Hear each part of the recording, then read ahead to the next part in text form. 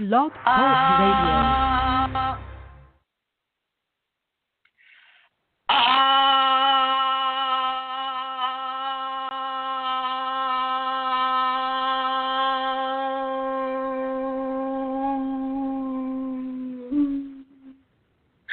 Hi, welcome everybody to the show. We've had a little bit of a drama because Chrism for some reason has not been able to log in as the host.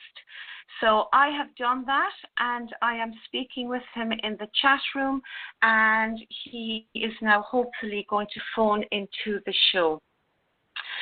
So a little bit of time has left, has passed. So I hope we still have listeners. We have some in the chat room. So I want to say hello to guest 1098, to Mary Jean, to Phil Karuba, to Vincent, and to C.L. Morgan. Hi, everybody. You're very welcome. Can you all hear me there in the chat room? And I will hold this for a little while, and hopefully Chrism will phone in on the regular phone. So I suppose for a change, what the first thing I will do is I will give out the number that, or at least the website that people can go to if they would like to make a donation and support the work that Chrism does on Kundalini Awakening Systems. The website is www.chrism-kundalini.blogspot.com, and in the upper right hand corner you will see the donate button, and it's really easy to make a donation. Just click that and follow instructions. There are other ways that a person can make a donation. You can send a donation via Western Union, you can send a donation via a bank account, and for information on that you can email me on kundalinimatters@gmail.com.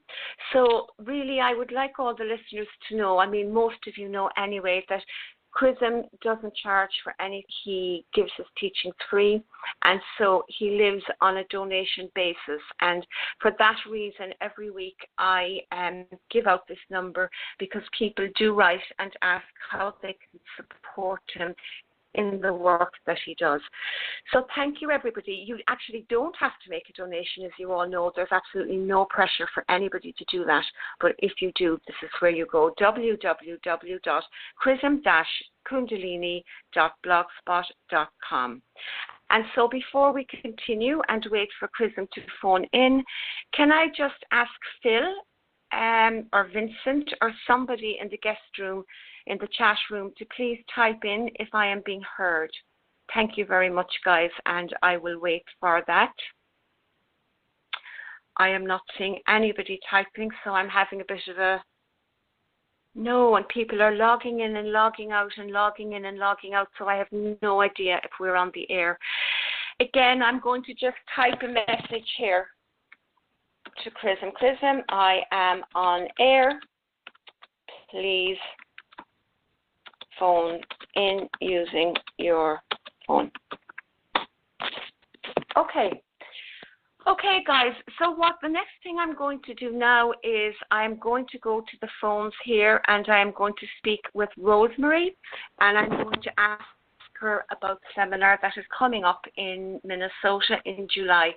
Hi, Rosemary. Hi there, Amelia, and hi, Chrism, too, if you can hear us. Thank you. Yes, indeed. And I was looking at the calendar. It's a month from tomorrow, July 9th and 10th, and it is on in Cannon Falls on it's really a farm, was a farm, but it is a prairie. And it has been, some of it has been forever prairie, some is restored. Hello. Yes. Okay. Hello, okay, I'm putting you back in blue, Rose. Okay. Are you okay, hon? That's fine. Oh boy, what a Chrism. hassle! Oh my God! Okay. I'll probably get bumped off too. Okay, but you're here now, so I've made the donation announcement, and Rosemary hasn't. Do you need a few minutes, or can you just go straight into it? I'm just going to go straight into it. I even owned. What? I even owned at the beginning. Oh, thank you. I'm saying thank I you. even Good, did good, an good. own. Yeah. Yes, I heard you. Okay. All right. You ready? Yeah. The weird thing is, everybody, is that I'm in the studio, and I have control over who is talking and whatnot, but I'm not there. I'm here, but I'm not here. There, but not there. I'd like to welcome everybody, and I want to thank Santara and all of you for your patience with Blog Talk Radio. I don't even have the Skype button to try to Skype in, so I'm calling on my cell phone, and I would like to thank Josephine for providing that cell phone. So what a trip this has been. Well, I see we have many guests here, and we have Mary Jean, Phil, Vincent, and C.L. Morgan. I want to go ahead and ask you, Vincent, to call in. If you haven't already done so, Vincent, call in and let me know that you're doing that, Vincent91, by writing something, because I'll see that you're typing. And you're not typing, so either I'm not being heard. Can anybody hear me in the chat group? Can somebody write in the chat group? He's typing now, Chrism. I see. It's just like, what is it, just like super slow today or what? I don't know. I asked people could they hear me and nobody responded. I can see people are being logged in and logged out continuously. So, that seems to be an issue today. Wow. Okay. Well, everybody, my name is Chrism, and if you haven't listened to our show before, typically we start off with an OM, and it says Blog Talk Radio, and their little, thing, and then I'm able to start the show, and today I just wasn't even able to log in to Skype in order to be able to Blog Talk live with you like you all are. So I'm calling in as a guest call-in number. And if there's anybody else that would like to call in as a guest, the number is area code 347-934-0026. 347-934-0026. So there you have it. And we will go ahead and begin. And anytime Vincent wants to call in, because I want to do a bit of a review. Let's see. C.L. Morgan is writing that he had to log in 3 times to get Blog Talk to work. I think Blog Talk is just falling apart today.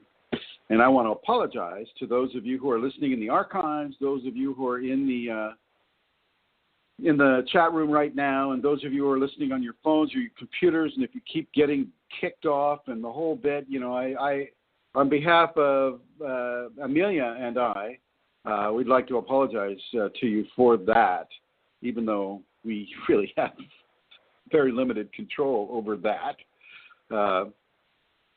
So there we have it. Still waiting for Vincent to call in. I guess that's going to take some time for him. Let's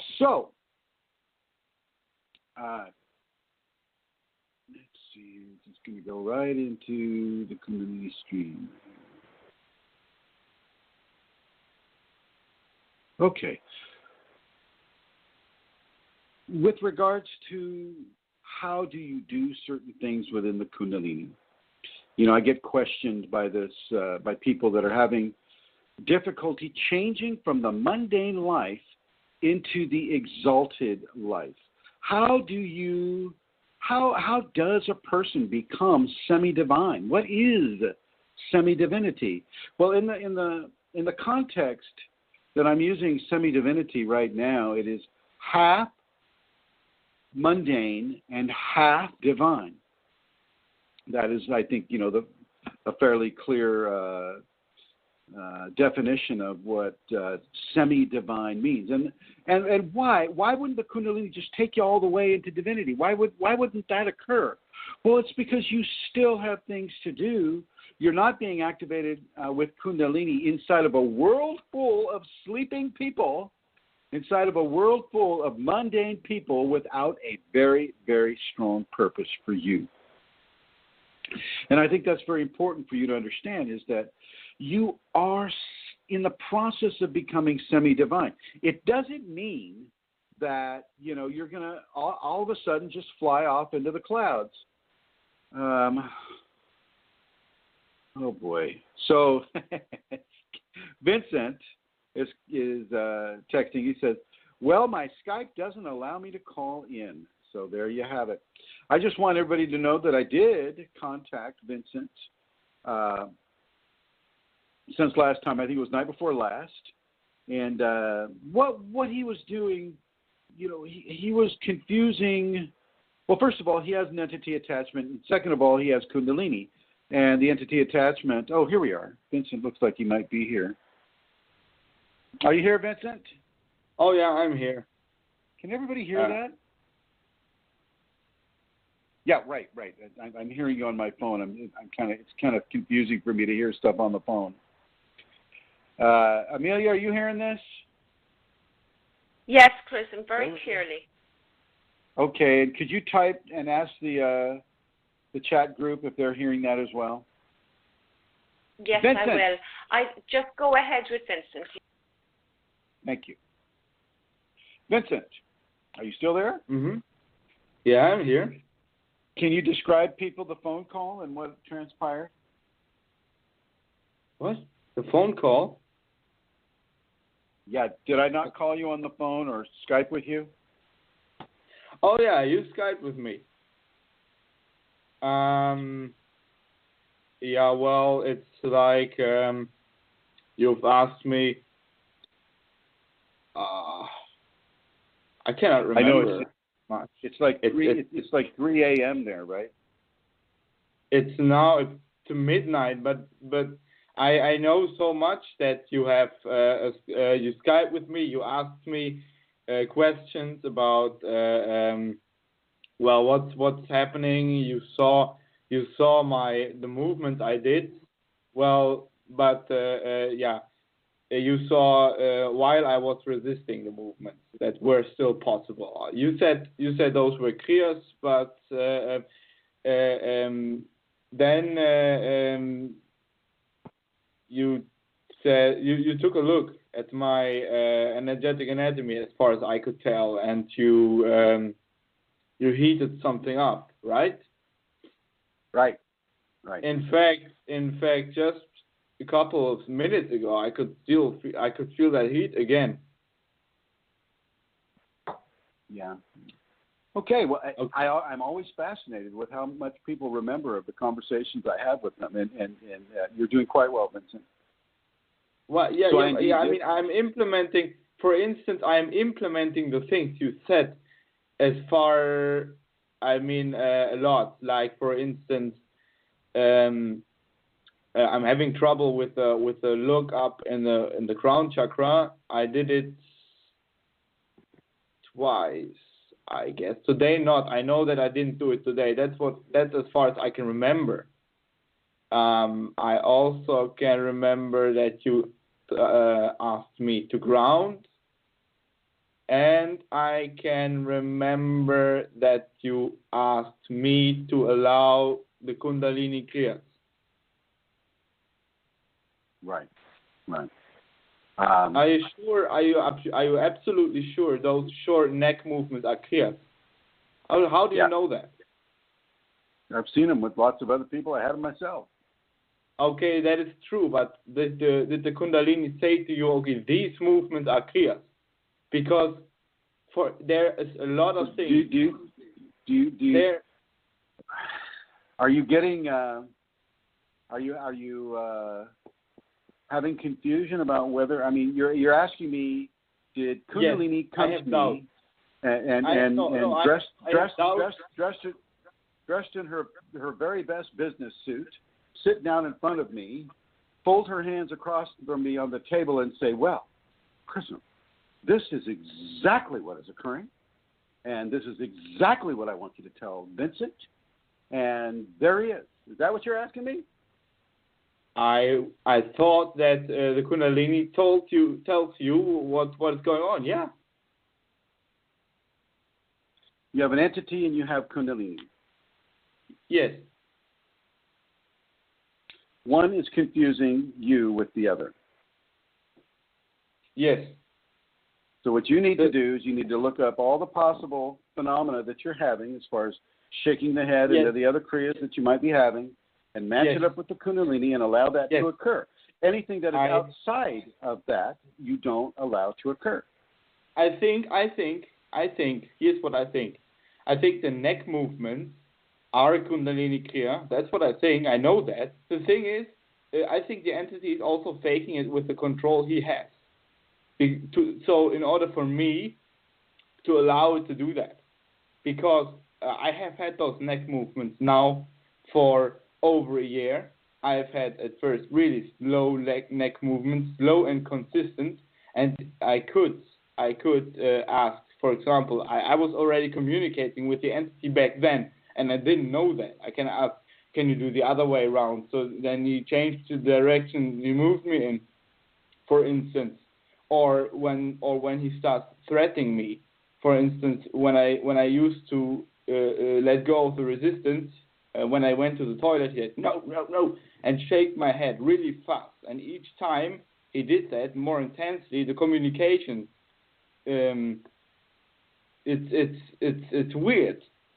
I know that those are that this is supposed to be a clear, but I've had other spastics, body spasms, and those feel completely different than this one.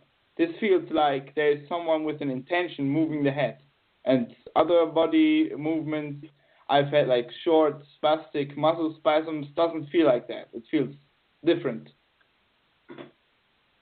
I'm not so sure. Okay, all right. Well, I've thought about it long and hard. I've thought about this. I want to allow the Kundalini, but those movements,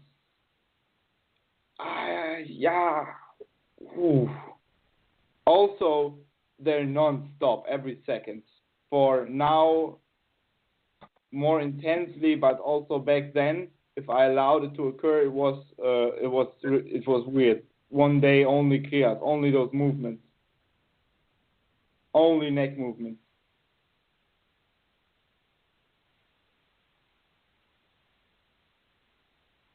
Okay, all right. Now, is there anything else you'd like to add?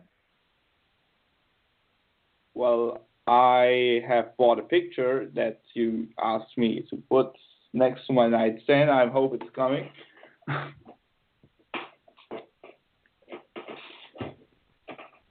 But I'm actually quite disappointed of how little I can remember. Okay, all right. All right. The head shaking is definitely a Kundalini Kriya. I've been working with you for a little bit, and I've tried different things with you. The Kundalini does not necessarily come to me, sit across from me on the table, cross your hands, and say, well, okay, tell him exactly this. This is not what occurs to me. Okay, it's a blending, and I'm given very specific things to say to you and to do with you. And whether or not that is the appropriate thing in your mind, it doesn't really enter into it, because you're the one that is already having a difficulty with this. And so you're having a difficulty based upon a lack of information. And that lack of information is causing you to do specific things. And all I'm trying to do is to help you and assist you, but I'm not necessarily really interested in being tested by you for the efficacy or the accuracy of the communication with myself and my Kundalini. Well, I'm now, in other words, do that. I don't need to really question my Kundalini and say, well, is that really true? No. That is not what I was intending. But you have to understand me if I have some trouble with those specific areas. When I was completely naive and it started all, I thought that those are clear. Only the Kundalini can move me. It's it's fear, I guess. Okay. So with regard to the entity that I saw attached to your first chakra and the Kundalini, which I do see is activated within you, all you have to do is to match up the Kundalini kriyas that you have and the additional Kundalini phenomena that you have and attribute that to the Kundalini, because you do have it. And then anything outside of that, anything of a corrupting nature or fear-based model or any kind of a corruption, you just want to ignore. Don't act on it, and don't let it act itself out upon you. And you do that by resisting it. So you can resist the entities, but you don't resist the Kundalini. Okay. For the audience, I asked Vincent to get a picture of myself, the one that I use on the Facebook, and what I have found occurs with other people is that if you stare into those eyes, the Kundalini eyes, positive results will typically happen with regards to stability, grounding, balancing, fear control, and not succumbing into any of the corruptions that are being offered. Jeez Louise, I'm having such a hard time with the computers today. Wow. Okay, Vincent, thank you for taking the time to call in. Yeah, thank you.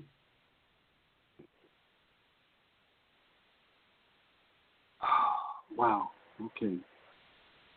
So with that, carrying on Vincent's subject, it's common for people to have an entity attachment within the first activation months or even years of their Kundalini.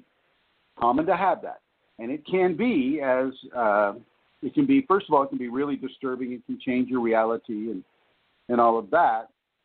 Totally without control here. You just don't want to succumb to fear. Fear is not going to help any part of it. Matter of fact, fear just feeds into what the ego's or the entity corruption is for the individual. And so you have to do your homework. You have to start matching up Kundalini phenomena, and there's plenty of examples of Kundalini phenomena on the web. Shaking your head extremely fast, very, very rapid, from side to side while standing on your hands, being on your hands and knees is a fairly common, not unheard of phenomena that the Kundalini will bring to a person. But the person having it, if they haven't looked that up, if they haven't done their homework, well, it's going to surprise them in a very, very perhaps negative way. And I think that may have happened with Vincent. And so you do have to do what in the States we call due diligence, which means that you must diligently educate yourself and do the work to educate yourself, to allow yourself to be able to come into greater levels of knowledge and, to match the greater levels of experience that is being forced upon a person. You have to seek. This word, I think it's in the Bible, it says, seek and ye shall find. Well, you've got to seek. S-E-E-K, not S-I-K-H. You've got to seek it out. You've got to seek the knowledge. And once you have the knowledge, you need to implement the knowledge. You need to implement the knowledge. And I'm going to move on over here right now to Elizabeth, because Elizabeth and Loranya might have something to say about this. Here we are. Hopefully it works. Are you there, Elizabeth? I'm here. Hello, Chrism. Oh, my God. What a mess. Can you hear me? Okay. Yes, I can hear you. My phone is working fine, and thank God for that. Do you have anything to add, my dear? Gosh, no, not on this. I'm just I just walked in the door and no, not yet. Okay, no worries, my dear. I'm going to put you in the blue here. Okay. So it can be very, very, very, very disturbing to be sitting on the toilet and all of a sudden have your head violently shake from side to side. I mean, so fast that your face becomes a blur. It's so fast that I'm not even sure you could do it consciously like that. I mean, I can shake my head from side to side with the best of them, but geez, you know, when I've seen that occur, when it happened to me, it shook so fast that because I wasn't, you know, outside of myself, looking at myself, it was just, you know, it seemed natural and normal to me, and I didn't get a big fear from it. But I've seen it happen with other people that I've been assisting within the Kundalini, and it's very, very, very normal, and it doesn't damage you. The Kundalini Kriyas will not damage you unless you resist them. If you resist them, then yeah, there's a possibility for damage. But if you don't resist them, it won't damage you at all. One of the things that I wanted to talk about today was about illnesses and what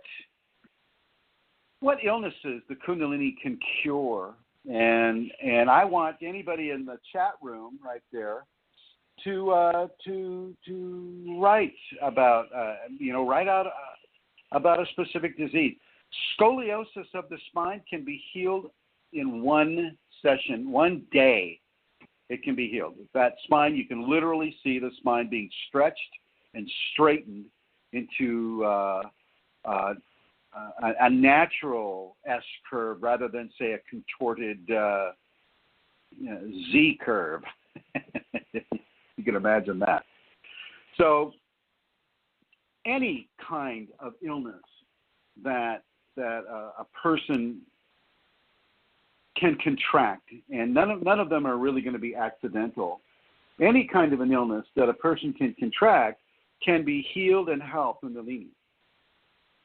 Okay, it may not be healed completely because there may be some karmic residue that a person needs to clear up within their equation, and that karmic residue is going to demand that they have that illness, and that illness, you know, that comes up with them gives them a specific frequency of pain, specific frequency of irritation, specific frequency of physiological, emotional, mental response, and within those responses is where the karmic redemption is going to occur.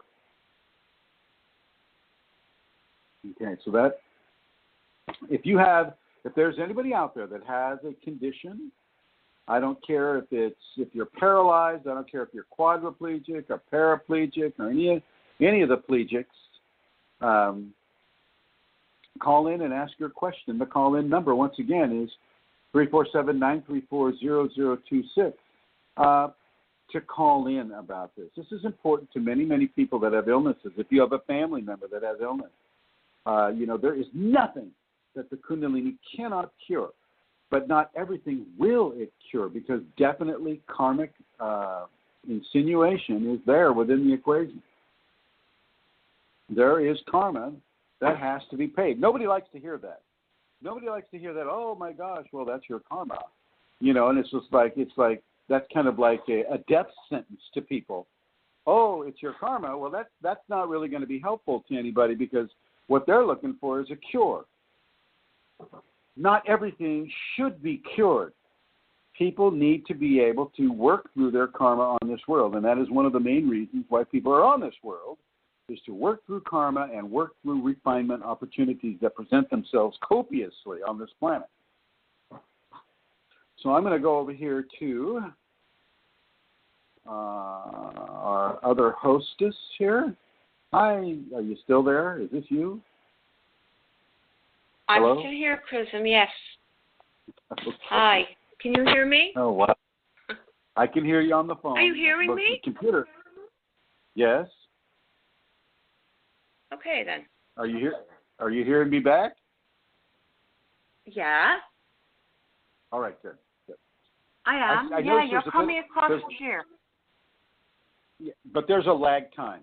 Okay, so just know that.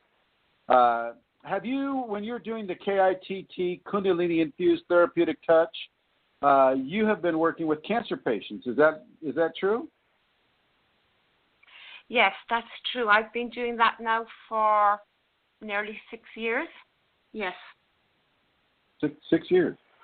So have you seen any? Yeah.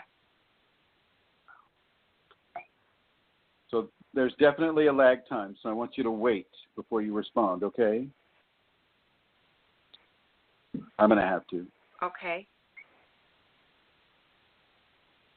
Have you seen any kind of a curative effect that the Kundalini, when you give the KITT, have you seen any curative effect from that? Well, curative as in, there's a difference, to me anyway, between cure and healing.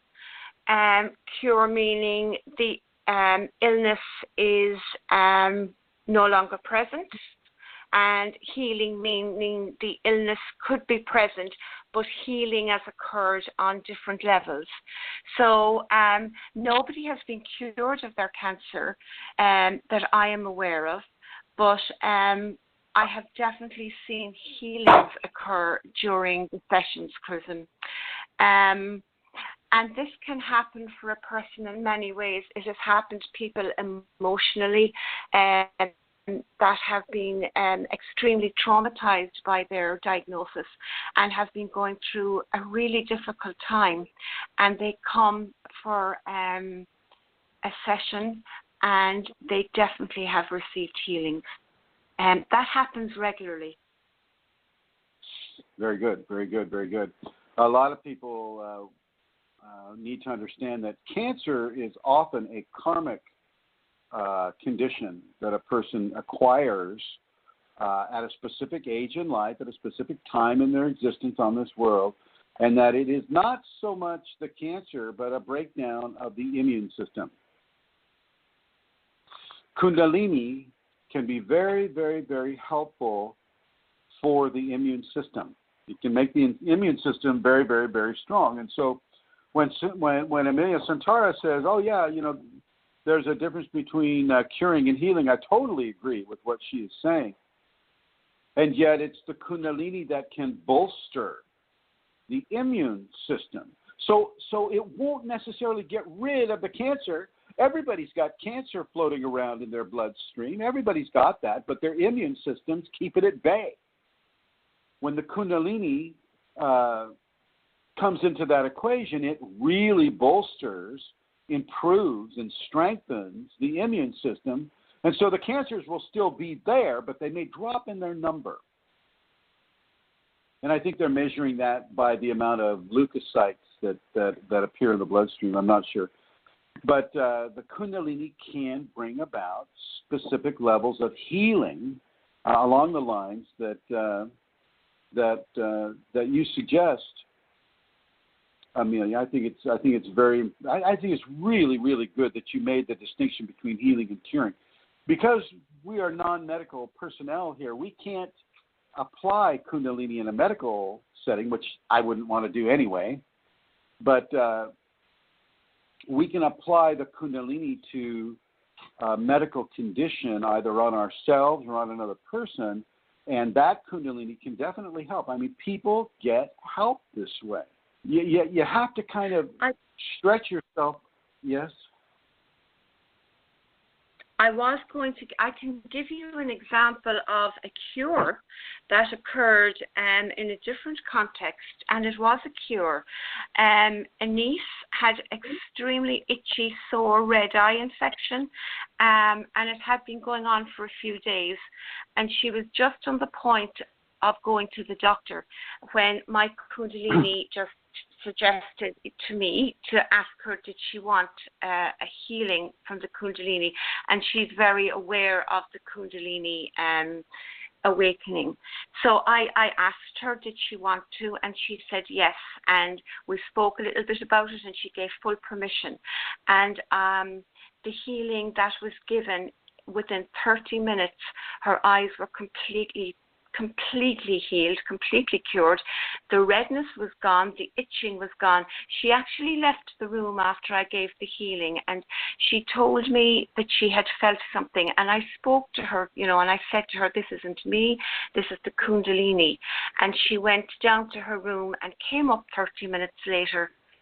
Perfect, Chrism. I mean, it's the only, it was amazing. That happened 2 years ago. There you have it, folks. There you have it. And And you can do this with animals too. You can do this with pets. You can do this with plants. You can do this with anything that is living and alive, because Kundalini is the source of that life upon this world. So, well, I just want to congratulate you, Amelia, and thank you. Thank you for the example of the cure too. Although cure, I'm not sure I would qualify that as a cure until I could make sure that it didn't ever return. You know what I'm saying? Well, it didn't. Good. It didn't. Good. Yeah. Excellent. Excellent. Okay, I'm going to put you in the blue. Thank you. Thank you for that, Amelia. Okay.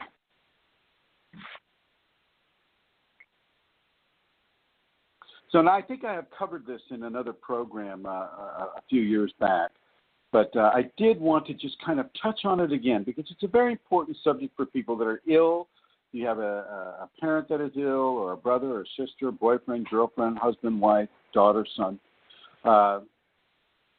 You can ask the Kundalini to give them a healing, but you are not to initiate a healing out of your own fears or wants or desires. And so you really need to learn how to separate yourself from those fears, wants, and desires to allow the Kundalini to do it itself. And so you basically take yourself out of the whole equation. And just as Amelia mentioned, this is not Amelia. This is the Kundalini that is within Amelia. And I would suggest that you all look at that in the same way. It is not you. It is the Kundalini within you. And you definitely make that agreement with the Kundalini to give that level of healing to the individual. And so you stand there and you participate as much as the Kundalini within you wants that to occur. All right. So now I'm going to bring it on over to Elizabeth, and we'll see if there is any other subject that Elizabeth or Laranya wishes to talk about. Hi, Elizabeth. Are you there? Hi.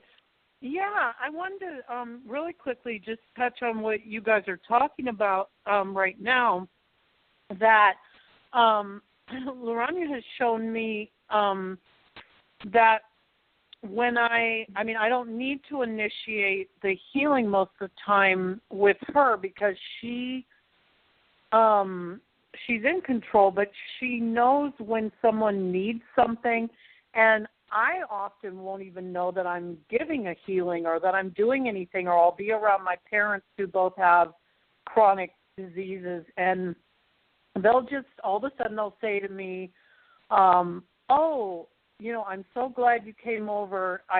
You just make me feel safe, or you make me, when you're in the room, I suddenly just feel more positive. I feel better. And I'm not even aware of the fact that I was really doing anything. So she's kind of shown me that I just need to go where I go, and she does what she needs when it's necessary. And people will ask me, can you do a healing, or can you put your hands on this spot, or I'm having this problem. It kind of cues me then to know that she's initiating that. It's really coming from my Kundalini, and then I'll go ahead and do that. But my mom has a chronic Addison's disease, which is literally the absence of any immune system. She has no immune system. And so I've moved them recently. She's been through a lot of stress. Any kind of stress makes her very ill. And I was just around her, just sitting with her in her room. And as I left a couple hours later, she just grabbed my hands and she just thanked me. And she literally said, whenever you're around me, I just suddenly feel better. And so I love that, because I know it's Aranya, I know it's the Kundalini doing whatever is necessary for that person, whether it's making them feel, it may not be a cure for Addison's disease, but for that moment, or for what she needs at that time, it gives her that bit of strength that she needs to get by, So I just wanted to add that. Yes. No, I think that's very appropriate, because as we have discussed on other programs, you don't need to do anything but just stand there, really. Yeah. You just stand there or sit there. I mean, I would, when I was working in the hospitals, I would just go into the patient's room, and my friend Charles, he owns a company that goes in and does electronic work on the nurse call stations or the televisions or any of those types of things. And I just go in to check on some equipment in a patient room, and just standing there could provide the improvement that patient would need. And it didn't matter whether it was in the ER or on the nursing floor or any of the areas where they don't allow people to go. I mean, that Kundalini doesn't care. I mean, what I would typically do, I would just walk down the halls and just let the Kundalini, or just provide the opportunity, I should say, for the Kundalini in me to provide healings for people in the hospital, in the ward. And so, yeah. I like what you just said about that, and what Laranya has told you. Now, did you have other things that you wanted to cover? Well, one thing today that she suddenly brought to my attention as I was going to work, and then, when I'm driving, and then when I got there, she wanted me to understand that I need to give the same level of love and kindness and nurturing that I give other people, and the same levels of healing that I give to other people, whether it's her. Obviously, I'm not in control, but she's telling me I need to do that for myself, that I don't nurture myself enough, that I don't ask for healing for myself, that I don't. And so she just wanted to bring to my attention that as Kundalini people, we absolutely need to do that. We need to love ourselves, and we talk a lot about forgiving ourselves and forgiving others when we're doing the safeties, but she just wanted to stress and include in that self-love and nurturing and caring for yourself in the same way that you do for other people. And she was bringing to my attention that I don't do that, and that I don't do that enough. And so that was kind of my lesson for the day. I'm going to suggest a little more involved with say you or myself or anybody that has the Kundalini, because the Kundalini is already in you, and it knows what maladies that you have. It knows what illnesses or diseases that you have. And by giving yourself more love, you're not necessarily just, patting yourself on the back or giving yourself a massage or some sort of a spa treatment. It may mean that you have to go on a fast. It may mean that you have to start exercising a lot more. It may mean that you have to do certain specific things that perhaps you're not doing, that indicates a level of respect and a level of self-control, self-discipline, and self-love for yourself that builds, in partnership with the Kundalini, a very, very helpful Elizabeth or Chrism or anybody. Yeah. What I'm going to suggest. I know that when we went down to Peru, we all went on this big, huge fast, right? Yeah. And basically all you could eat is water and quinoa. You can't even bring apples into Peru because they take them away at the airport. So, like right now, I'm right in the middle of another fast, kind of based along the same thing for myself, to address, specific immunological issues within myself. And my Kundalini, I think, is very, very, very supportive of this. And, when I say I think my Kundalini is very, very supportive of this, other people are going, oh, well, then you don't really know. You don't really know, because the Kundalini didn't tell you in very unspecific terms or non-specific terms that you are this or you are that, or you should do this or you should do that. And with Laranya, you have that direct communication that they're looking for. Is that right, Elizabeth? Mm-hmm. Okay. For me, I don't have that type of a verbal connection Mine's more telepathic. It's more just the thoughts immediately show up there. Okay, and I don't have to hear her voice. I don't have to. She doesn't have to use language. She typically uses emotions, feelings, and pictures. Yeah. Well, and I don't have a voice, but it's definitely a flow of thoughts, ideas. But when you were just talking about the fasting, the nutrition thing, and the Peru diet we were on, I got like a bingo from her because I never felt better in my life than when we were on that diet. Even though I was wanting things, I never felt better. And I really think you're right. Like, I'm being pushed to go back to that.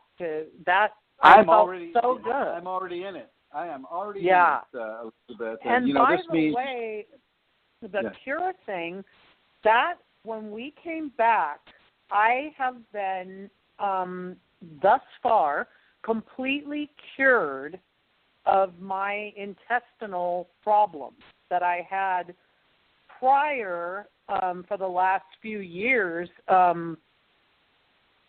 in my life, completely gone when we got back. They're still gone. Oh, nice. So maybe she's telling me I need to continue that if I want it to continue to be gone. Well, let's bring Brooke into this conversation here because she was there as well. Hi, Brooke. Yeah. Hi, guys. Hi. So are you feeling a curative effect from that fast as well? Oh, yes. I was just listening to Elizabeth. I agree. I never felt better in my life. Even though I did have certain cravings and things, I felt so good. So good. Yeah, so everything felt better for me, generally. But I didn't really have any kind of illness or anything that I was working with specifically. So Right. just overall, yeah, of course. Anytime you do a strict diet like that, I think it's, beneficial.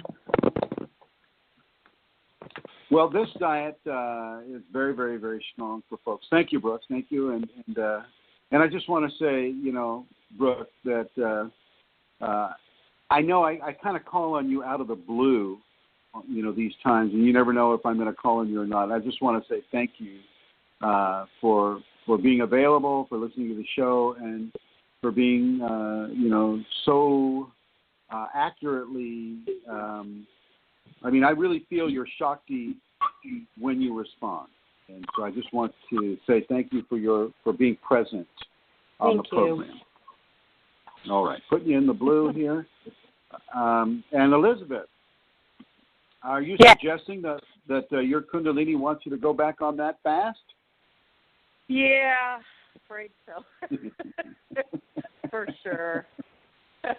Yeah, I'm already there. I'm just a few days ahead of you, my dear. Yep, it's time. Yeah, I agree. Quinoa is good. Yeah, well, you get ready to live off of it. Yep. All right, I'm going to put you in the blue. Thank you, my dear. Okay, thank you. So let's go right to that. If you look at the Kundalini input about fasting, you can try everything to fix yourself and to try to find a healing for whatever malady that you have. But one thing within a Kundalini context I'm going to suggest to you is to do a fast. Try for a 3-day fast, but if you can go for 7 to 9 day fasting, that's very important. By fast, I mean specific foods, not starvation. This is not a starvation fast at all. You can have quinoa, you can have water. You can have quinoa, you can have water. You can have apples, you can have no citrus. If you're interested, go ahead and Google Dieta, D-I-E-T-A, and then ayahuasca.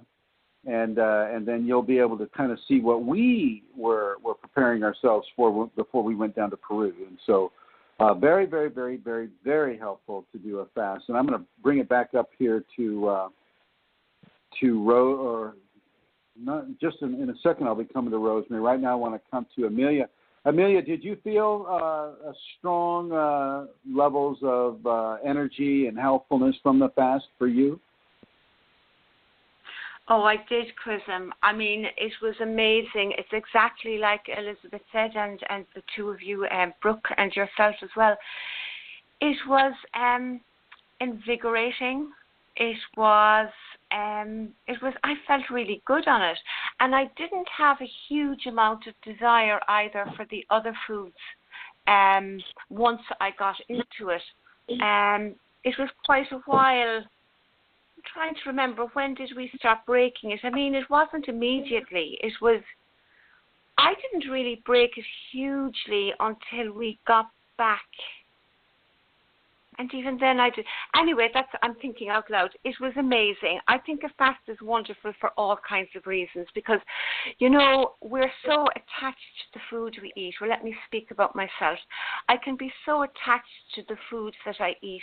I can eat unconsciously, just, you know, eating out of, you know, if I'm in pain, eating. I can use food as a way of substituting other things that I should be doing. It's almost like an ego thing sometimes. And so when I go on a fast, I find that it is a very good way as well to help me with other issues that are going on. It clears a lot of things for me. And so as well as feeling physically, you know, really good once you get into it, because there's detoxing as well. And that's the early stage when, you know, it's hard. It's the time, you know, when the headaches come and, you know, oh, you're feeling a bit nauseous and, you know, ego is there saying, why are you doing this? This is a waste of time. This isn't good for you anyway. Have some nice something else. And that whole dynamic of continuing on and, you know, sticking with what you have decided to do. That's really good because as it gets longer and as you get more into it, it just becomes better. Agreed. Absolutely. Yeah, agreed. yeah. So you're doing it again, Chrism? Are you at the beginning stages where it's challenging, or how are you finding it? No. Actually, you know, the weirdest thing for me is that my Kundalini kicks in and I just lose interest in food. I lose interest in food, and I kind of go with it, and you know, I'm getting positive results, and so I want to put that out there for people. And this is not in any way, shape, or form what I was planning on talking about with the show today. Not that I get a lot of plans to talk about the subject. She usually kicks it in. And I just want everybody listening to this program to realize that the Kundalini has determined that it is a fasting conversation that we're going to have today. I did need to touch base with Vincent to do a follow-up, but it seems like this conversation is really drifting into what it was to do the fast and how the fast affects you. And some people will do a fast once a month. The last 3 days of the month, they'll do a fast. And they say that it's very, very clarifying. It clears their mind. They feel their body is clear. They feel that they're strengthened with it. But just to make sure that after you finish the fast, that you put really, really good non-GMO organic food into your body. Again, you got to remember, a Kundalini activated or awakened person needs a very specific type of fuel to run that Kundalini engine. And that fuel is very clean, it's very pure, it's very natural, it's very unprocessed as possible. Okay. How do you feel about that, Santara? I think it's important, Chrism, that it's not processed food, that it is organic. And what is it we say? Organic, breastfed. Because it's pure food for what we are becoming, which is pure. You know, a pure body, pure mind. And so why would we pollute it with anything that is, you know, that is contaminating to our physical body, because our bodies are temples. So, yeah, I mean, that makes absolute sense that we would. This also ties into the whole semi-divinity thing that I brought up earlier. You don't feed divinity a diet that has been manipulated by ego. Now, I'm not talking about food preparation recipes or things of that nature.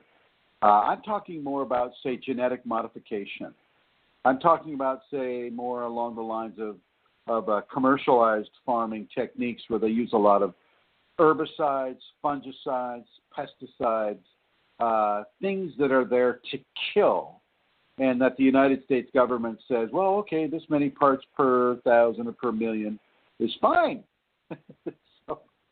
So I'm saying, I'm suggesting that you get very, very natural food, foods that are conducive to your Kundalini and conducive to a healthy, natural, strong immune system body of light within a person. As natural and organic and less processed as possible is very, very, very important for people to have, after they finish their fast. But when you start looking into the semi-divine aspects, and Amelia, I'm going to put you in the blue here. When you get into the semi-divine aspects, you may not be able to eat anything else. And remember, with semi-divinity, there's a lot more going on than meets the unawakened or unactivated eye. Okay. Skills that a person can have with regards to bringing in energetic nutrition for themselves. And this has to do, I'm referring here to prana feeding. Prana feeding, which is basically taking in raw prana into the system. And I'm sorry, you've heard some doors opening and closing. I had my housemaid's been coming in and out, and so I think they're off to the corral. Anyway, so when you're feeding a divine aspect of yourself, such as prana feeding, or in some cases like qigong, would be another type of energetic nutrition that a person would feed their Kundalini with. And so if you look at any of the Qigong practices, you can do the Qigong practices, but don't buy into their ideologies. They don't understand Kundalini. They don't get it. They think it's just another form of Qi, because they buy in so strongly into their belief system that's, they pretty much attribute everything to Qi. And it's the same with the people that are so wrapped up into prana that, everything's just prana this, prana that, prana therapy, whatever. And so I want you to from a Kundalini perspective, to realize that you're feeding energy, you're feeding grace with these types of energetic nutritions. And it's very, very important. Now, how do you prana feed? You can go online and you can look up Qigong and doing the various Qigong movements, and that's fairly easy to learn. Prana feeding is a little different. Prana feeding, you go out at 3 a.m, and you're just walking across barefoot across a meadow. Now, if you can get out into the wilderness, out into nature, and prana feed in your natural clothing, shall we say, or if I can say that, your natural self. Every pore of your body can begin to bring in levels of energetic nutrition. And you can do this in conjunction with a fast as well. Now, of course, you need to listen to your Kundalini. You need to listen whether the Kundalini is saying, oh, yeah, go out there and do the prana feeding or do the Qigong, and you can have your quinoa and water in addition to that. And I would suggest that you do indeed pay very close attention to that. When you go out into nature and you're going to start prana feeding, you're going to start from the soles of your feet and from the palms of your hand. Your hands will be kind of stretched out, palm first towards the ground, and of course you'll be bare feet, and you'll begin to chakra breathe through the chakras in the bottoms of your feet and in the palms of your hand. And as you walk across that meadow and you breathe, you're breathing in the life force that is refreshed every day at around 3 o'clock a.m. You are not robbing the plant. You are not trying to take life force from a tree or from that type of, that's not what we're doing here. We're collecting the prana that comes to the earth at around 3 a.m. in the morning, and you're breathing that in. And some people are going to ask me, well, where does prana come from? And I'll just have to let your own Kundalini answer that one. The energetic diet is far more nutritious for the divine aspect of a semi-divine person than would be a lot of the physical-based foods, and as nutritious as they are. The energetic diet is really, really, really for that aspect of divinity that is emerging through you and from you, with your Kundalini. And so something, a little bit of food and energy for thought for everybody. And I'm going to come on over here to Rosemary right now, and I'm going to bring Rosemary on. And hello to you, Rosemary. Hello, Chrism. Good afternoon. And a good afternoon to you. And how did the fast affect you for positive or for negative in your trip to Peru, Rosemary? My experience, thank you. I've been thinking about that. I've eaten quinoa before, not as regularly, but I had started eating before any of this showed up, these rice crackers, because I was steering away from things that I could feel the difference from them. But I'm delighted to say what was touching for me was to be eating the food that was grown right where we were. It was grown, the tea was picked from the particular bush and it was all sustained right there, feeding us. That was that's wonderful. That was wonderful. And that really, that underscores the importance of having your own garden and eating from that garden. Mm-hmm. Wouldn't you say? Yes. Are people able to have gardens in Minnesota? I think so. They have community gardens. There are places where land's available, and every so often you'll see that, or people in apartments where there is some land around and they share that. Oh, mm-hmm. Okay, all right. Farmers markets regularly. And right. Well, I thought that because it gets so cold in Minnesota, I don't know what the growing season would be, there. Well, Minnesota is feeding the world sometimes with also with those chemicals, but we have a lot of farms here that are growing a lot. Well, good. Well, and thank you. Rosemary, do you have that announcement? The seminar? I do. Thank you.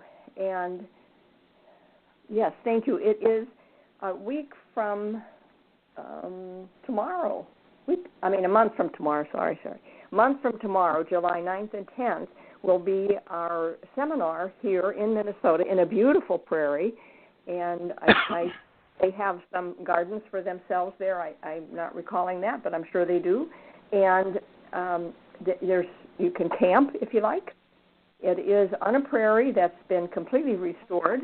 Some of it's been prairie forever, and it's near Cannon Falls, about 50 miles south and from the Twin Cities.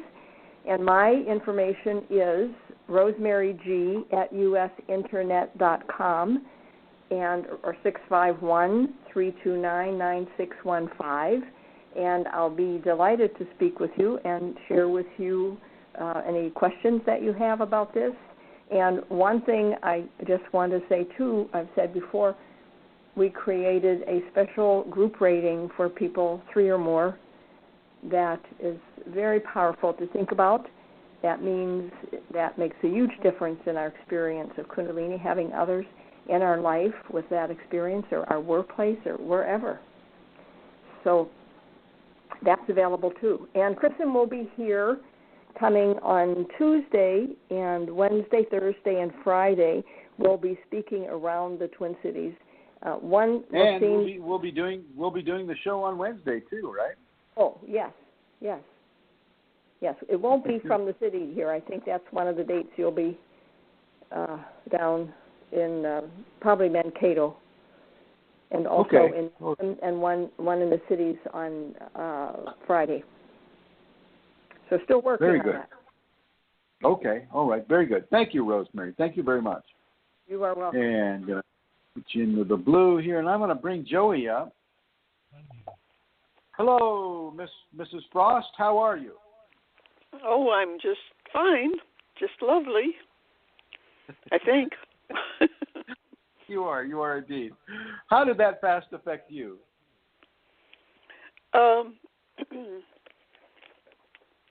As you know, the height was difficult for me. The altitude. Difficult for me to breathe. So I really wasn't thinking. 9,000 feet. Yeah. I wasn't thinking much about what I was eating or how it was affecting me. I was just trying to get from one place to another.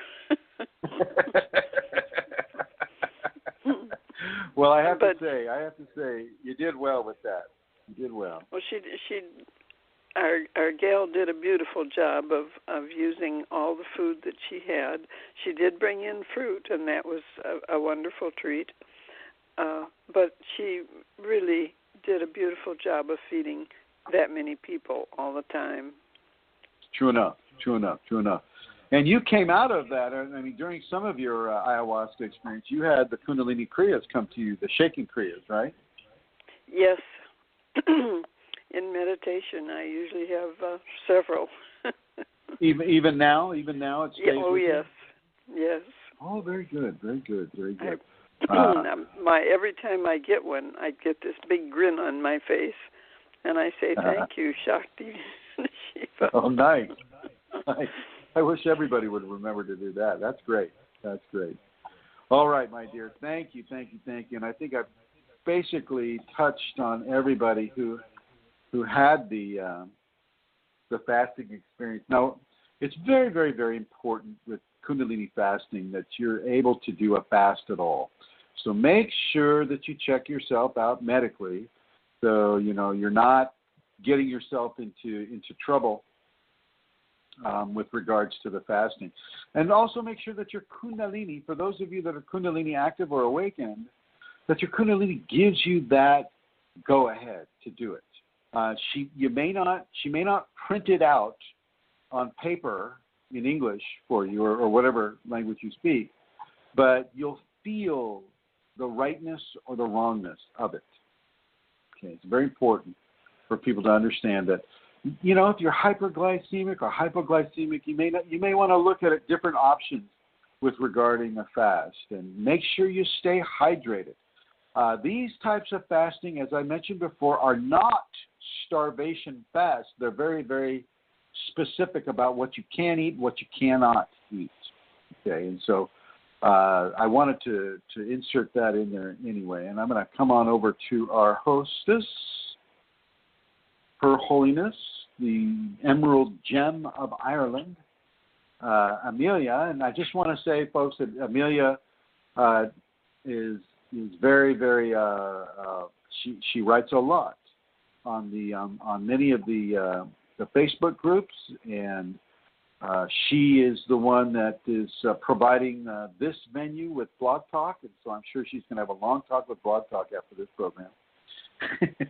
And I just want to say thank you to Amelia for providing all of that.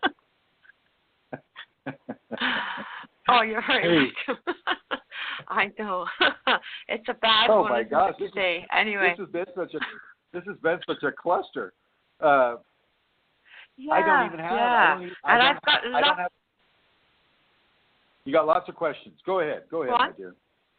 No. Lots of comments into my inbox telling me that they couldn't log on and they couldn't, this sort of thing. Oh. So lots of people have experienced difficulty, Chrism. Yeah.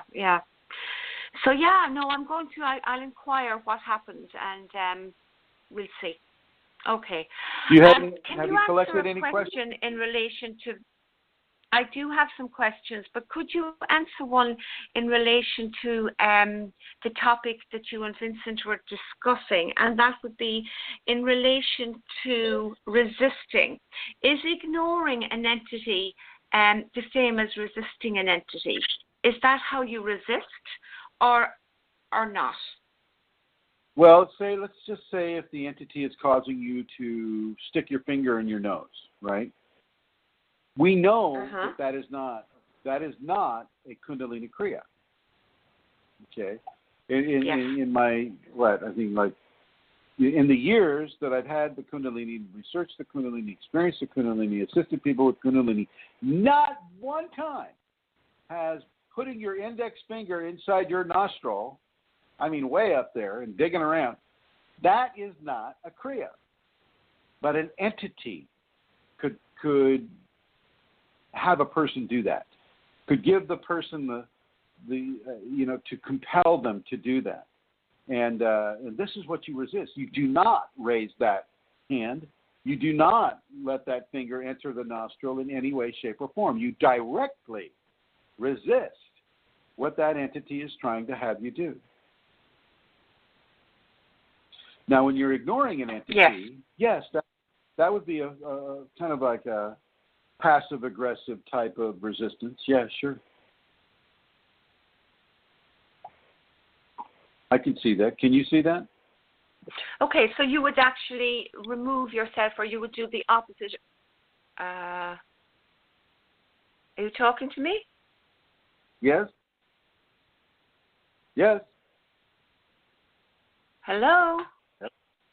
Hello, I'm here. Oh, Lord. Here we go. Let's no, I think... Okay, let's start again. Yes, Chrism, that makes sense. Thank you very much. I have a question. Let me move on to the questions. What is the significance of the golden triangle and its meaning when it comes in a vision? Golden triangle, the significance of that would be it's one side of the pyramid. It's one of four. And the fact that it's gold, is an indication of illumination or, a level of enlightenment. And if it comes to a person during, did you say meditation? In a vision, it said. In a vision. In a vision, that is a calling to a person to begin to meditate, to get into the triangle pose, okay, and to really begin to put their fingers in position, put their eyes up, put their tongue tip behind the upper front teeth, and to really begin to go full forward into their enlightenment equation or their Kundalini equation, however the case may be. Okay. That's within the context of a vision. I heard that, sorry, let me begin again. I heard there are negative entities or parasites attached to our body from past lives. Is that true? And if it is, how can we consciously get rid of those? Yes, it's true. They can travel, and a lot of them can be relatives that you went to their funeral, and, some cultures, you kiss the corpse or you touch the corpse in some way. And sometimes the consciousness of that deceased loved one can jump into a body part of an individual. Like it can jump into your leg. And because they're afraid of death, they don't know, they're just kind of responding from panic.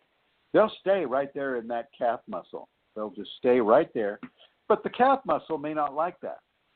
Okay, and so the calf muscle may start twitching, or you may start developing problems that way, and so that can indeed occur. And that level of consciousness, because it is trying to escape death.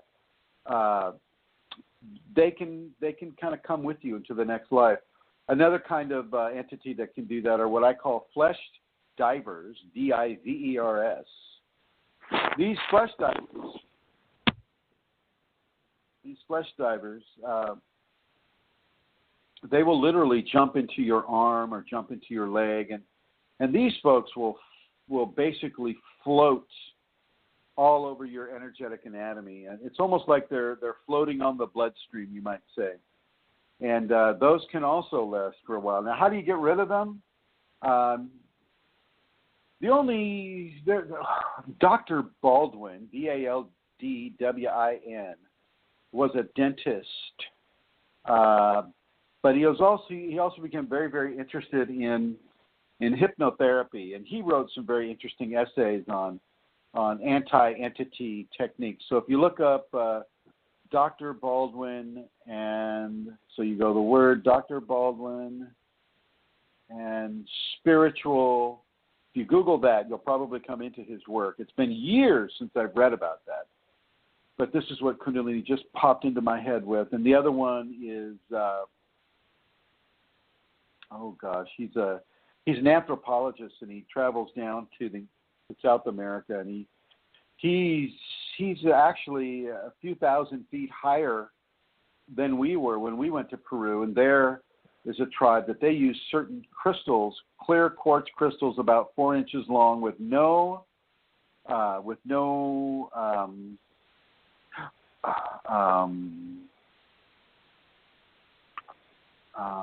what do they call that in a crystal when it's not completely clear? No. Cloudy? Huh? What? Cloudy? No?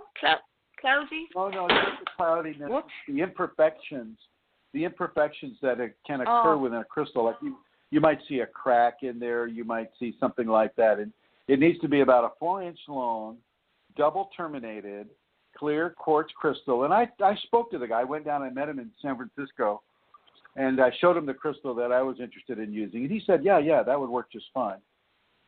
And so what you do is you would then talk to the entity and let them know that, you know, they're hurting themselves, and they're hurting the person that they're with. And if it's not a malevolent entity, you can talk to them. If it's a relative, that type of a thing. And then they jump into the crystal, the quartz crystal, and then the quartz crystal is then heated over an alcohol flame, and that allows the entity to go into the next level.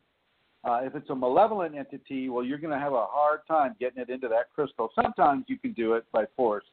Otherwise, you'll have to go into a shamanic type of a ritual, and then the shamans will be able to chase that entity around. And you know, I don't know if I mentioned this here before, but I had an entity earlier on in my physical system, and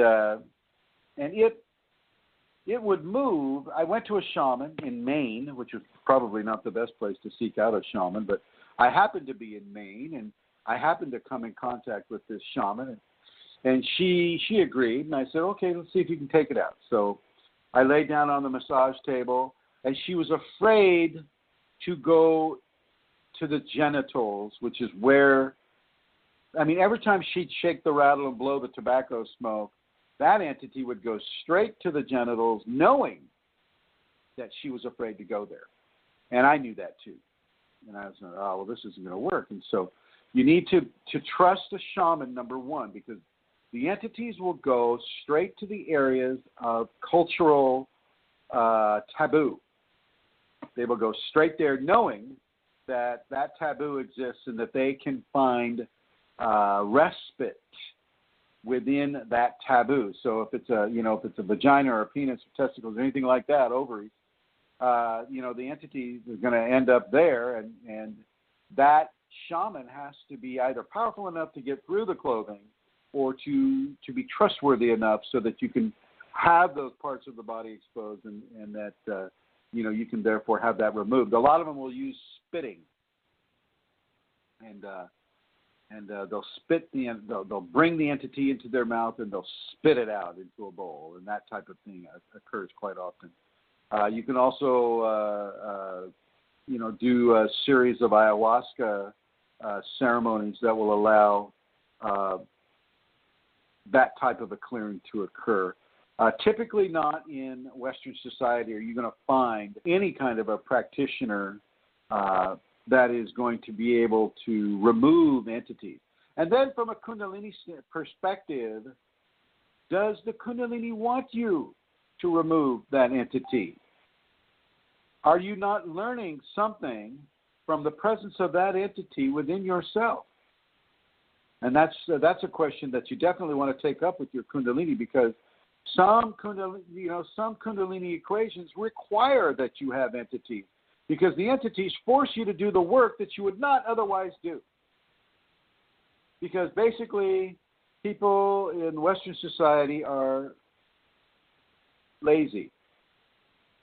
Not speaking for everybody, not speaking in an absolutist quality, but people often within the Western technological societies, Europe, United States, Australia, parts of South America, Canada,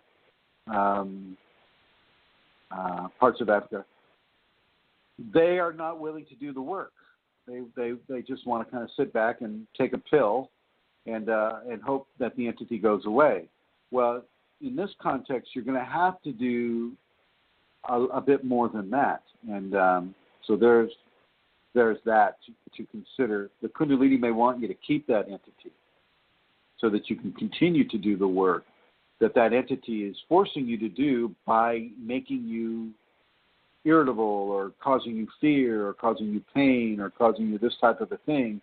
The Kundalini wants you to do that self-correction and that crucible of reversal. And when you do the self-correction through the crucible of reversal, that entity itself will remove itself, because you're souring the milk. You're not giving it the nourishment that it's seeking by you having, say, a very, very, very strong, fearful response to its presence. Well, if you're no longer afraid, you've taken away some of that dinner. And so you want to look at that aspect as well. Sometimes we don't want to get rid of an entity. Over. Thank you, Chrism. Next question. How do you think different sources work together in this universe, even though it's a single source, especially from a syncretic point of view? For example, we receive many messages from many sources, such as Christ, Guan, Ying, Angel, Shakti, Shiva. They all exist. Do they talk through their energy? I've lost it. Okay, can we just answer, how do you think different sources work together in this universe, even though it's a single source? Well, it's the one that is two and the two that are one. So tell me, is there a single source to one that is two and two that is one? Yes. Which one is it? I know. Yeah. You see, I mean, that's the thing. I mean, person's making assumptions about how this multiverse is set up, and they're making an assumption based upon a very, very extremely limited understanding of the universe as it sits. I mean, they're making the case that all these creatures exist, and yet,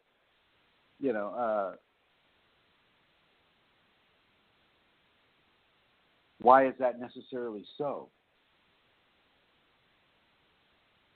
And if you look at an eye, an eyeball, it's a single organ, right? Can I hear an amen? Yes, amen. And yet it is comprised of billions of cells. So which is the single source? Is it the eye, or is it what the billions of cells coalescing to form the eye? Are they the single source, or is it the program they're following a single source? Which is it?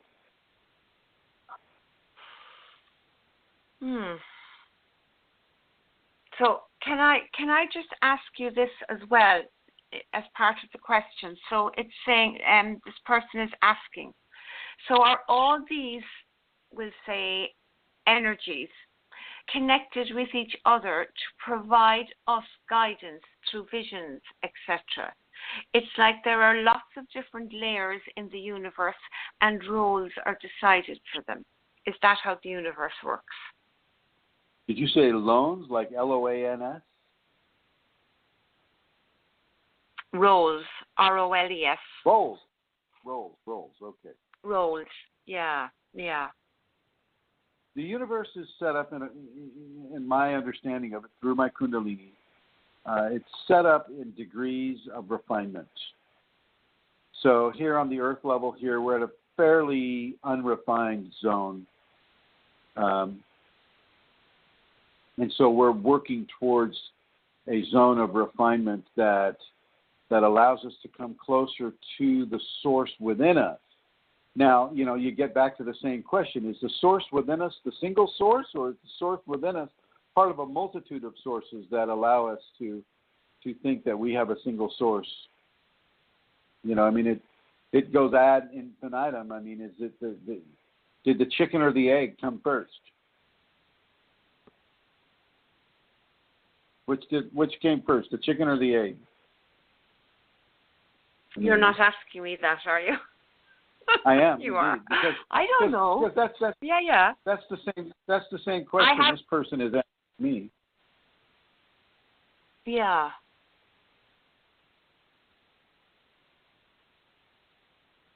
The source is the two that are one and the one that is two. So the source is single and plural at the same time. And the source therefore communicates through different. So the source communicates to a person in synchronicity and in dreams through different ways, such as the teachings of different people, such as what? I think what this person is wondering is. Go ahead. Okay. So the teaching, there's a definite program of enlightenment that is transcultural, cross-cultural, and you can read it in different languages through different religions throughout the millennia. And so that program is definitely set up to bring people into levels of refinement that allow them to have enlightenment, that allow them to merge into the two that are one and the one that is two, the single plural source, right? And so Gautama, otherwise known as Buddha, Kuan Yin, Jesus, Mohammed, Zoroastria, Mother Earth, Father Sky, all the different attributes of divinity that we partake of as the human species, if they're teaching things such as forgiveness, if they're teaching things such as self-care, as Laranya through Elizabeth mentioned, if they're teaching things that allow a person to go into refinement opportunities successfully, then they are indeed teaching us to increase our level of spiritual functioning to such a degree that we may not have to come back to the earth life again. Or if we do come back to the earth life, we're coming back into a position of greater ethical and moral expression, greater levels of love, greater levels of service, greater levels of aptitude, greater levels of intelligence, whether the intelligence is of an emotional or mental level. It can be both.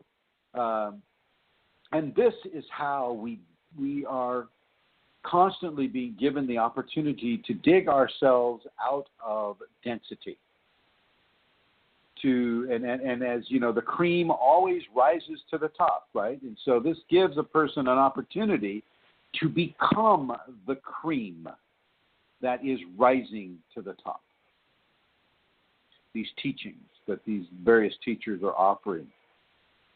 And this should give a person information on the vector and the approach that the divine has set up for people that have been trapped inside of materiality. And the vector and the design here is, levels of forgiveness, levels of tolerance, levels of the appreciation of life, levels of understanding that the divine is within us all the time, waiting for itself to be activated through the appropriate levels of refinement opportunities the person has partaken of in their lives upon this world and upon this level of density. I don't know if that answers your question, but that's as far as I'm going to go with it. It does. Sorry. Thank you. The question was a bit scattered as well, the way I read it. I beg your pardon. A person wants to ask you if you would please devote one session on the Tree of Life and another on ancient symbols and their meanings. One session? I think they mean one program. They probably mean one program. Would you talk about Tree of Life on a program? Well, I would let Elizabeth Dalton Gonzalez talk about the Tree of Life. She's far more knowledgeable about that than I am. I never really, I didn't go to a group to have Kundalini. I didn't go to an ashram. I didn't use the Tree of Life. I didn't even really use sacred symbols. It just started happening to me. So I didn't really have to go into these areas. But there are, the Tree of Life is a very, very, very profound opportunity for people to begin to discover the inner areas of refinement opportunities. And the Tree of Life, and let me go ahead and bring Elizabeth on here right now. Hi, Elizabeth. Hi. What's your experience with the Tree of Life or Kabbalah? Well, gosh, it's been a while, but it, like you said, it definitely takes you through. You're going through different levels of refinement, starting in Malkuth, which is the earth, and within Malkuth there are 4 different segments that you're moving through. Then you're moving into Hod, which is mental, then emotional, in Netstock, then, so each of the different levels on the Tree of Life are leading you into psychological, mental, emotional, physical, and you start with the physical. You start in the earth. And also the Tree of Life, there are actually 4 of them that connect in tether. And people think, you go up the Sephira to Kether, and that's it, you're enlightened. No, you then move on to a second Tree of Life, and then a third, and then a fourth, because they exist in the different planes of existence. So, in other words, the first Tree of Life that you go through, you're really going through that whole tree in the physical plane.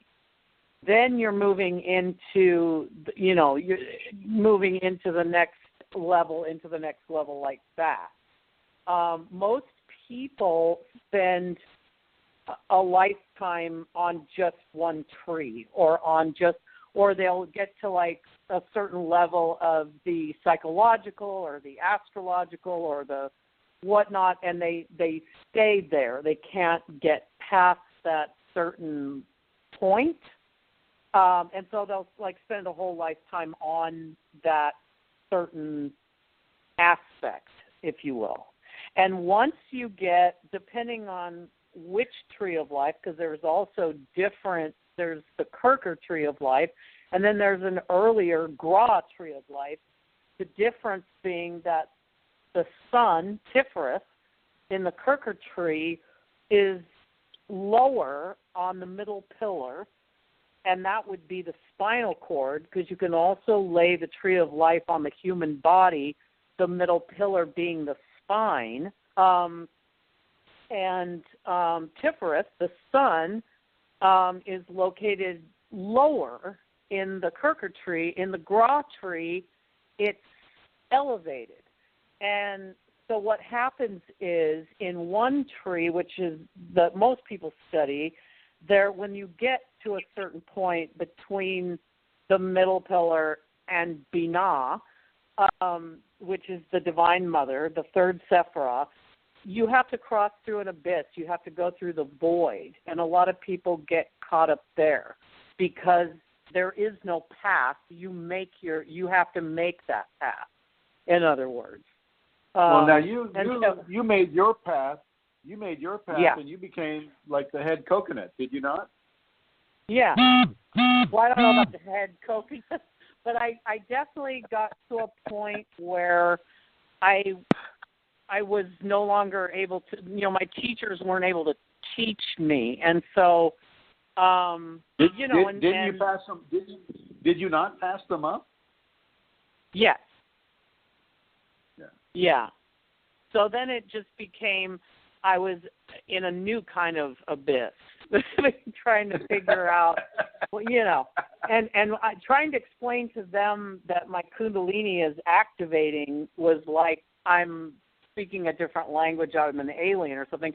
But at the same time, my Kundalini was showing me this place where we moved, and so I knew I was being led here, and I was having visions of pine trees of all things, and I had some family that lived up here in Washington State, and I came to visit for Christmas, and I was like, that's it. This is what I've been seeing in my vision, and then I started talking to my husband, and making the move to come up here. If I would have never come up here where the Kundalini led me, I would never have found this group. And so, it just keeps leading you. At that point, in other words, I left the instruction of Kabbalah, and I entered the instruction of my Kundalini. Understood. Thank you, dear Elizabeth. Sure. Thank you very much for that. Okay, and thank you, Elizabeth. now as far as sacred symbols go, shape can have consciousness. Geometric formation can have consciousness. If you look at the flower of life, there's a level of consciousness in the flower of life, and so depending on how you're using sacred symbolism, and so for instance, the swastika that the Germans took from the Hindu faith. Just a second.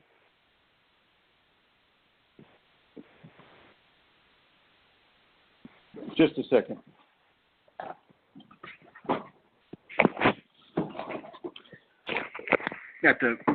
Just a second here. Yes, you're okay. We have a barking wolf here, and gotta let them in.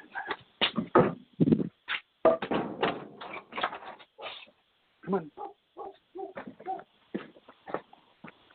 Nara! Come on. Go. Come on. Take a.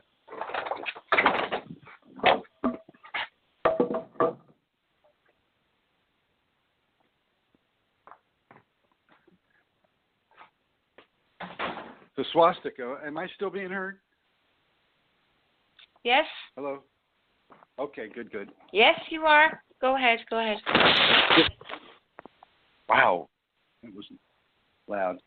Okay, the swastika, which the Germans took from the Hindu belief system, means energy in movement, moving energy. And that's what the swastika means. The swastika is actually a very, very, very positive sacred symbol. And I posted a picture on the Kundalini Awakening ! Group a while back of a sacred stone that had a bunch of symbolism on it, and the swastika was very, very, very pronounced there. And that was a Hindu sacred stone. And so sacred symbolism can be very, very, very provocative because shape can have consciousness. And that's a very, very, very hard concept for a lot of people to get their head around. But yeah, shape has consciousness. Geometric form has consciousness. Circles, squares, rectangles, pyramids, you name it. There's a certain level of interaction that the Kundalini can take a person to where these shapes and the consciousness behind these shapes exist. And I think Pythagoras actually visited there. I think Pythagoras was a Kundalini active individual, and the Kundalini took him to, shall we call it, the geometric civilization, and he learned he learned there, his the different levels of arithmetic that he was responsible for. Pythagoras, a very, very active Kundalini man, from the. I'm not sure if he was there at the time of Christ. I'm not getting a real timeline with him, but he was definitely a Kundalini active person. And sacred symbolism is very, very, very important. Let's just look at the Vesica Pisces. Vesica, V is in Victor, E-S-I-C-A, and then P-I-S-C-E-S. Vesica Pisces means the intersection between two circles, and this is what happens with the Kundalini. The physical circle intersects with the divine circle and forms that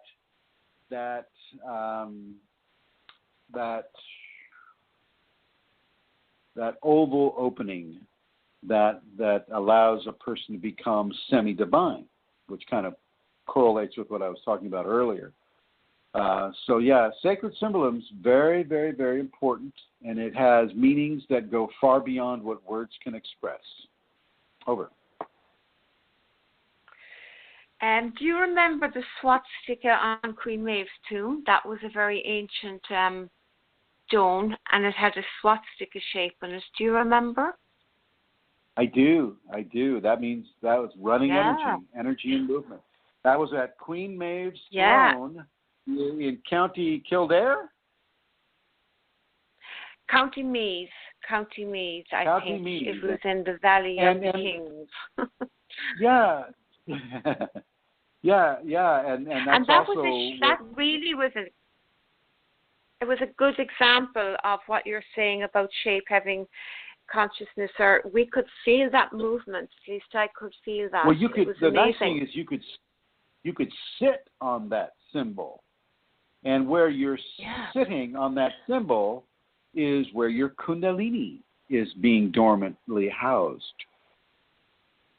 How interesting is that? So you could meditate, and there might be some people who will want to meditate on a swastika, but don't use the Nazi swastika. Use another kind of swastika.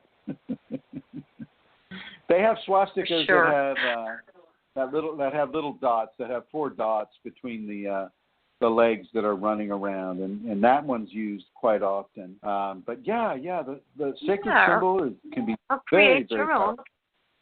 Exactly. Over. Okay, next question. I am telepathic, and this is causing me a lot of distress. It is almost impossible now to be with people. What can I do about this? Ask your Kundalini to give you filtration if you have Kundalini. I'm not buying the full telepathic thing, although I know that exists. It doesn't. I'm not getting truth behind that. Are you, Amelia? Do you get truth behind that? Well, can I say a little bit about telepathy? Like, sometimes I think when a person is telepathic or they're getting some telepathy, I think this is it sounds like empath, is what they're talking about. I am an empath. It feels that way to me. And that's why they cannot be with people as well. I just getting that too. And I just feel sometimes that is, I don't know, Chrism. I think it's, I'm not getting a lot of truth in it. I'm not getting a lot of truth in it either. And I think that sometimes people just like to make the announcement, I'm telepathic. Oh, gosh, I have so many. Oh, my gosh, the problem is I can't go into a mall. It's so strong. My telepathy is so strong, and I'm so special because I have it. Yeah. That type of a thing. You know what I mean? So typically, and it's not that people aren't telepathic or aren't. Sorry. I have Go ahead. I have telepathy. Sorry. That's easy enough. The telepathy is not a hard thing. You have to have filtration. You have to be able to filter out thoughts that don't belong to your inner conversation. Telepathy is no great I mean, it is an exalted gift, so that it has greatness in and of itself. But it isn't an impossible gift, and it doesn't cause people to be, I just can't be around people. You need to, if the Kundalini hasn't given you the telepathy, then I don't think you have it. Unless you're a twin. I think the twins. Stop. The twins have it. Oh, a twin, yeah, I understand. I thought you were going to start talking about the twin flames there for a minute. Oh, God, no. Don't even go there. Yeah, I mean, I thought you were being, funny. I thought you were, and we won't. No. Filtration, Chrism, can you speak a little bit about that? I mean, is that something that you can consciously do? Can you consciously have filtration? Oh, let me think here. I've always had filtration. I mean, of course, this isn't my first time having Kunalini either, so I think that, your level of focus, the level of focus that you give to the communication that you're having. If you're doing narrowband telepathy, it's very easy to have filtration.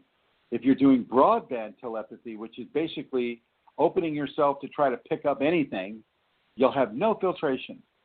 And for people that are trying to have telepathy, it's typically going to be broadband.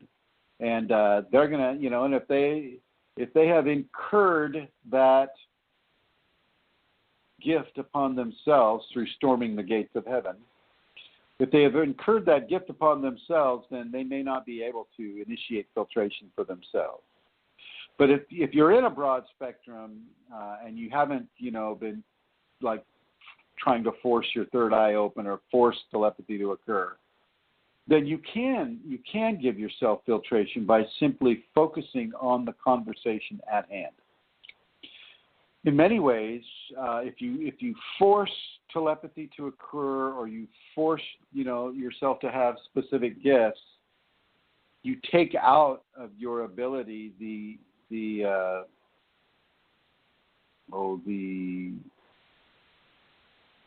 natural functions that would normally occur if it was activated through your Kundalini or through divine intercession. Through divine intercession, through Kundalini, same thing in my opinion.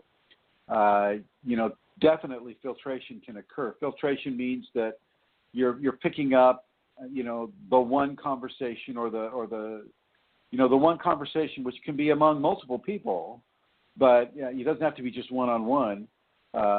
Filtration can be given by the fact that you focus on who you're speaking with, and you just focus on that, and naturally a filter will kick in.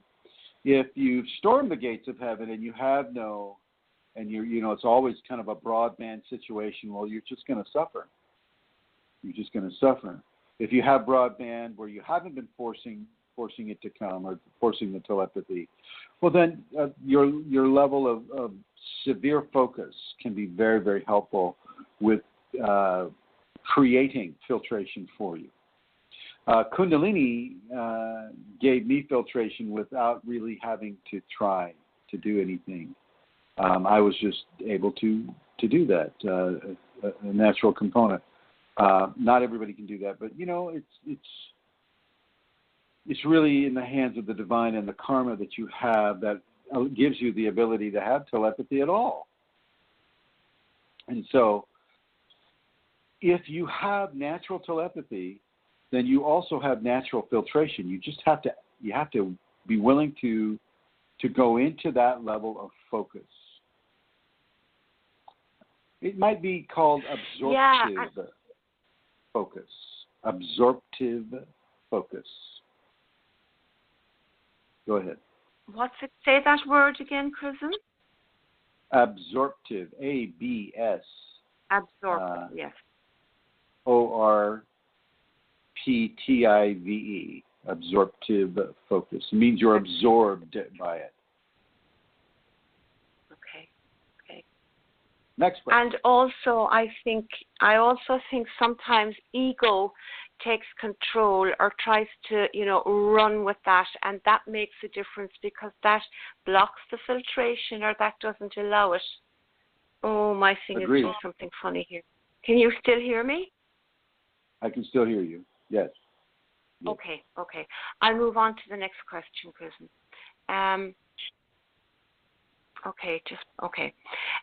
This is from the group, and somebody said, I feel like I've lost my way. I'm lonely and feel further away from the union of bliss. Where should I start over? Help me. The safeties. Do the safety protocols. That will start you over. That will help this person in ways more than they realized. Mm-hmm. The safeties. Okay. Next question. Thank you, Chrism. What does a spiritually awakened individual do in a system that is nearly entirely opposite to the Kundalini's natural function on DNA? What? DNA? For instance, how would one judge where to go next, or would it be wise to make plans for the future? Everyone is different, so for those of us who are highly sensitive persons, how would we allow the process to best flourish? Surrender to the Kundalini. Yeah, that's the best way. Okay. Surrender to the Kundalini. Don't try to control your DNA.